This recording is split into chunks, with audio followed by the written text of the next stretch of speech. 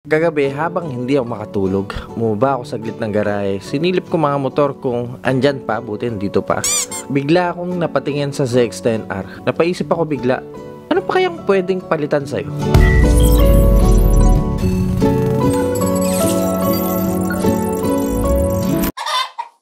Kaya ngayon, pupunta tayo ng Garage Point Manila para baguhin ang kulay ng mugs ni Soju. Naikasa na natin siya, and by the way, itong stock na kulay niya, glossy black, may sticker na green. Actually, ang ganda nga nito eh. Then, nasa body ng isang KRT, 80% green, tapos may mga black fairing at lining ng red. Babaguhin ba natin yung kulay ng fairings? Actually, parang okay itong KRT niya eh. Ito ang pinakamagandang nilabas na kulay ng KRT ng Kawasaki. Opinion ko lang naman yan ah. Gusto ko kasi yung ginawa nilang 10R na hiwalay. Tapos may ZX-10R dito, logo ng Kawasaki dito sa baba, then may lining ng red doon. Ito gusto ko rin itong banda dito. Tapos habang nagbabrowse ako sa internet kung anong magandang kulay ang pwedeng ilagay dito kay Soju, parang mas maganda kapag gagawin nating pula to eh. Pogi pa rin naman siya kahit black, pero kasi parang mas maingay tignan kapag naka-red eh. Tara, punta na tayo ng Pasig Gata.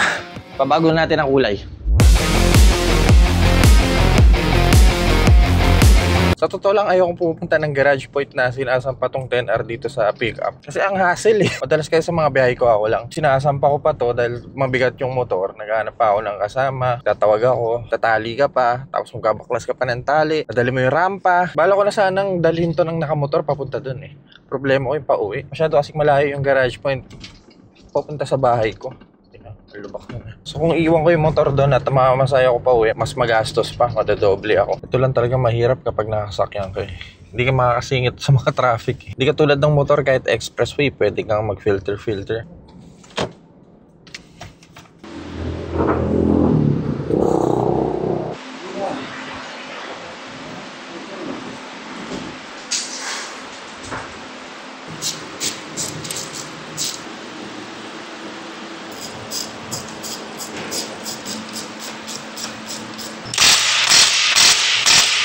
Bus. Ha? Bus. Bus na? Palit na. Check natin yung kabila. Sige nga. Nakasa preno ni Daw. Bus na ang brake pad ko. Bus. Bus na rin, harapan? Oo. Sakto lang pala yung bukas natin. Hindi ko napansin to.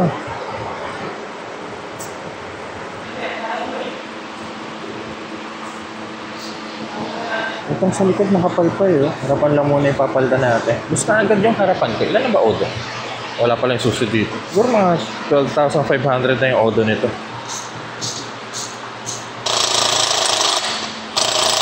Ano yan?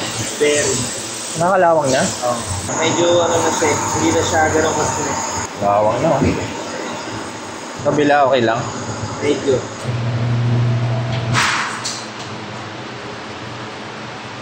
Ito mga higupais, ang itsura ng stock mags natin. Black na may sticker na green sa gilid.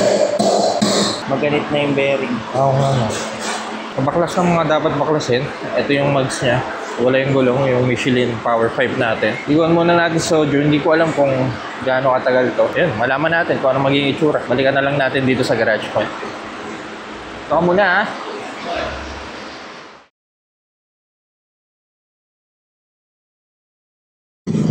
Mukhang sarado na Garage Point ah.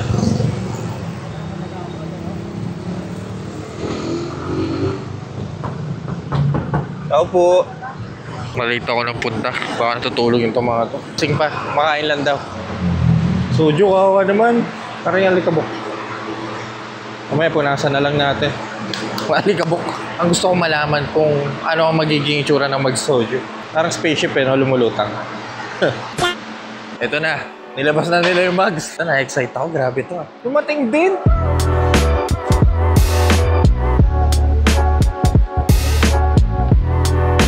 Ngumiti lang. Boss, buksan nga natin, boss. Pwede pakita.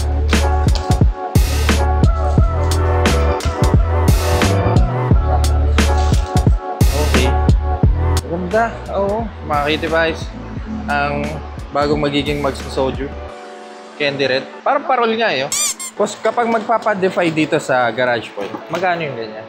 8,000. 8,000 to? Depende rin sa PC ng motor, pasukat. 8,000 to. or sa X10R. Kahit anong kulay na yun. Then, meron ako nakikita dito. Ito, boss. Dahil upod na yung brake pad sa harapan. Ano to? SBS? 3 to 1 isa. 3 to isang set. Okay, so 3 to isang set nito. At so, magkano yun? 6.4. Also, yung bearing, nakalawang na eh. So, papal tayo ng bearing. 600 ang isang bearing. 600 to. Ito, okay lang.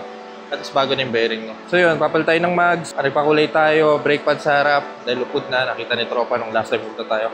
Tsaka bearing. Magkano lahat to? 6.4. Basta. Kabit na natin. Advice ko, maganto kayong pito, mga kitipay. So yung 90 degree na air valve. Mas mabilis, no? Mag-hangin. Ganda ng pulaw. Namiss ko to. Michelin Power 5.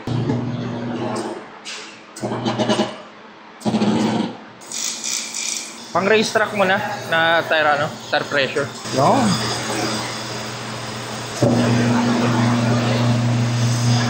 Ayaw pumasok ng hangin ng likod. Itong harap, saglit lang.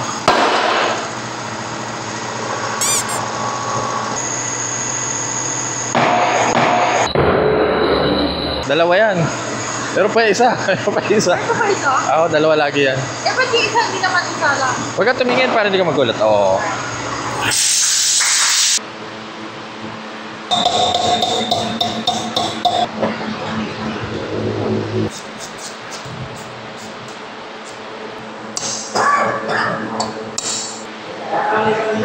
Ha?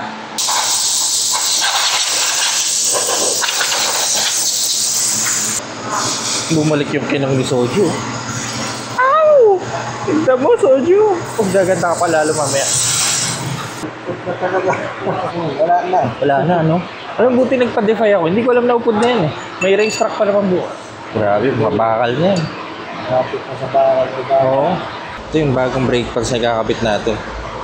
SBS na brake pads. Kaya itong ganitong pang-tail-up, hindi na kailangan ng Nang? may mga pamilyo pa. Oo, salpak na lang, no? Dali na. Excited ako nung kakalabasan.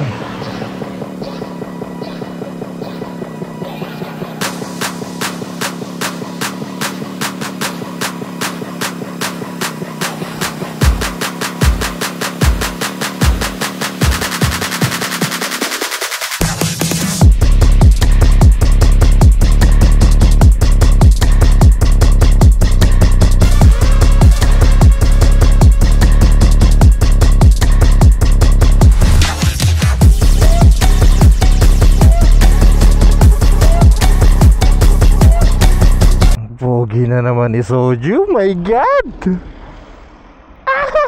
So this is our 2023 KRT 610R na naka candy red mugs. Yan, napakaganda ng kulay na ginawa. Pag tayo mandar, gusto ko muna pasalamatan ang Garage Point Manila. Nag-aalaga sa mga bikes ko since day one. If you want to do maintenance with your bikes, bibili kayo ng mga accessories, bike upgrades, bisita lang kayo Garage Point Manila sa Pasig. And also kung gusto nyo gawin yung mga ganitong klaseng kulay sa mga motor nyo, sa mga mugs nyo, andyan ang Defy Custom. So kung gusto nyo magpa-Defy, pumunta lang din kayo sa Garage Point. Yung ganda tumira ng Defy, no? Makikita ano masasabi nyo sa new look ni Soju? Pasok ba sa panlasa nyo? Sa mga nagtatanong, bakit hindi ako nag-OC racing? Kasi unang-una, wala akong budget pang OC. Tsaka bihira ko lang kasi gamitin to eh. Isipin nyo, gagastos kayo ng magkano ba? Bakit pula? Actually, okay na yung black. Pero na-realize ko, magpa-pop yung kulay niya sa daan kapag ginawa natin pula. Kasi may mga red lining din tayo. Meron dito sa likod, meron dito sa gilid ng tangke, sa mga side fairings, sa unahan, lalo na ito, laki-laki. So naisip ko, ipula na lang din yung mugs natin. Paparap ba tayo magpapalit ng kulay ng fairing soon? Yan ang hindi ko pa masabi mga cutie pies. Para sa akin kasi itong pagka-KRT ng 610R natin, ito ang pinakamagandang KRT na nilabas ng Kawasaki.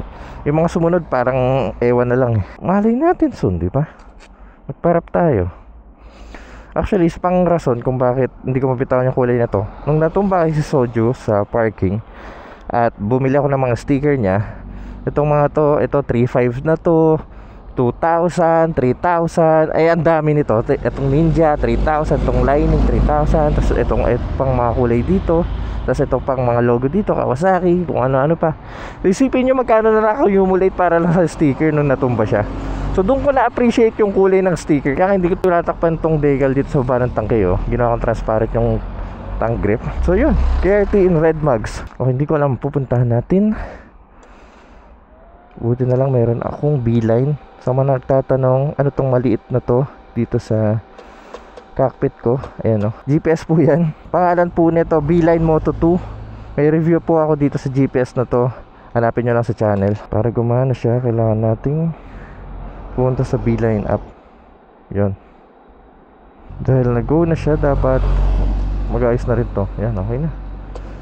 So meron na tayong mini GPS. Sumuko na ako sa quad lock para sa mounting. Palit tayo dito sa Beeline. Okay, meron pa daw tayong 8.9 kilometers.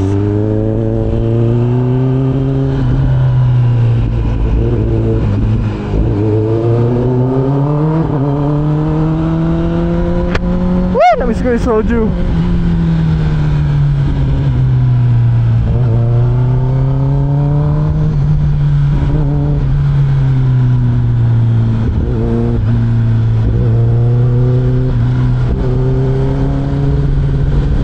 Itsura natin kapag na-under na tayo, no? Nanibago ko bigla. Tagal kong hindi nakapiling soju. Hindi naman sobrang tagal, siguro mga 2 linggo. Yan, lungkot ng garahe eh. Parang may hinahanap-hanap ako. Yung pala, namimiss ko lang pala tong motor na to. Itong power yung hinahanap ko.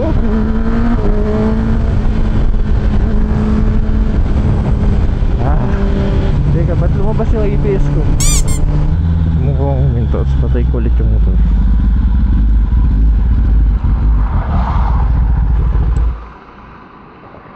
Sana tinawpa ka lang.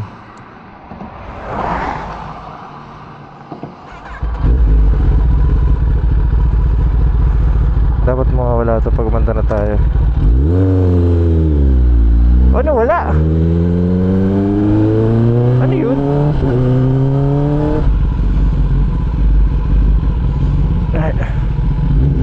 Gulong pa lang binago mo? Oo, pa-powder coat ako. Ano masabi mo sa kulay? Ganda. Yan ka na naman, mabubola ka na naman. Napakaganda ng Grabe ka naman. Fairings. Kung bakit ako nang hinayang? Yung sticker eh. Ang mahal ng sticker. Big bike ni Matt, Kuromaki. Kuromaki na rin. Anong nangyari sa tenar mo? Hindi nagana cruise control mo? Nagpalit ka ba ng brake lever? Hindi nga eh. Feeling ko yung check engine ang may dahil. May check engine ka? Nalabas. Hindi ko pa nadadala ng garage tool.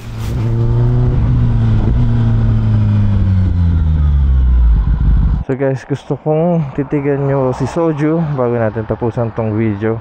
At let me know kung pasok ba sa taste nyo ang ginawa nating modification dito sa CX-10R. Teka, parang sarap picturean dito ni Soju. Yan. Yeah, mga kidpies, kung nag-enjoy po kayo sa video na to, kindly leave a like. At kung mahilig kayo sa mga ganitong content, huwag kayong mag-alala dahil nasa tamang channel kayo. So make sure to press the subscribe button dyan sa baba. Babaybayin ko lang tong Hilux pauwi. At see you po sa next content.